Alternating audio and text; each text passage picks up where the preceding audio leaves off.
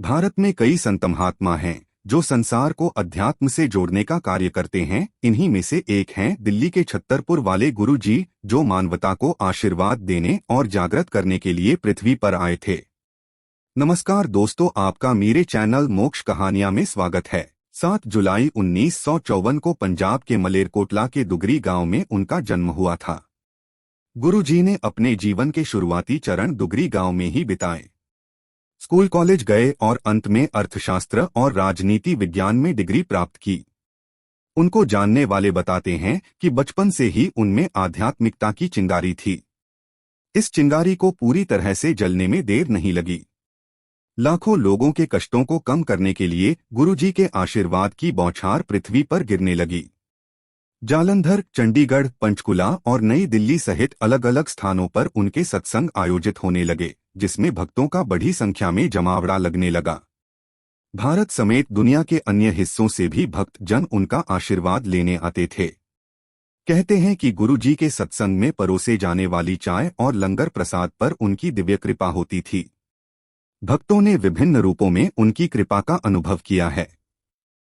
गुरु जी की कृपा से असाध्य रोग ठीक हो गए और कानून से लेकर वित्तीय और भावनात्मक समस्याओं का भी समाधान होने लगा।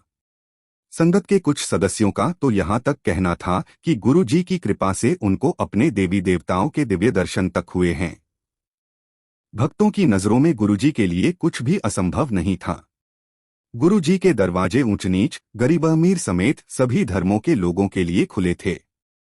सबसे साधारण व्यक्ति से लेकर सबसे शक्तिशाली राजनेता, व्यापारी, नौकरशाह, सशस्त्र सेवाकर्मी और डॉक्टर समेत हर कोई उनका आशीर्वाद लेने आता था।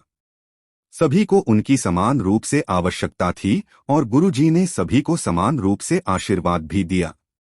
उनके समीप बैठने वाले या उनके चरण स्पर्श करने वालों को भी उतना ही लाभ होता था जितना दुनिया भर में कहीं भी उनकी प्रार्थना करने वालों को होता था।